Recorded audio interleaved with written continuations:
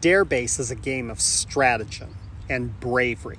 Each team faces off on a line with two objectives: protect your side of the line while invading your opponent's side in order to get all your teammates safely to the opposition's base without being caught or placed in jail.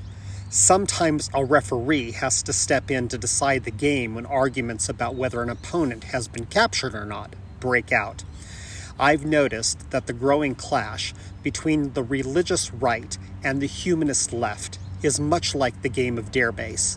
The goal of these groups are to hold their line and cause as many on the opposing team to be placed in their version of moral jail, while overwhelmingly taking over the opponent's position.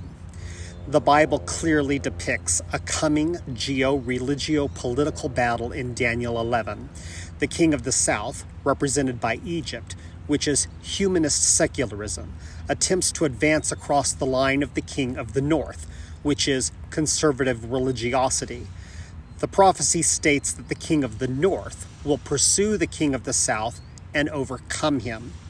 The Apostle John picks up this prophecy where Daniel leaves off. In Revelation 13, we find that immediately after this, a Sunday law is enacted with the support of the king of the north. This happens when the Protestant Americans firmly clasp their hands with the papacy, and persecution of the remnant, or those that hold true to the commandments of God, commences. Then the King of Kings appears as referee and destroys all those who trample on his rules, and he saves his remnant. This final game is happening before our very eyes. A major clash between these two ideological viewpoints is occurring all across the planet.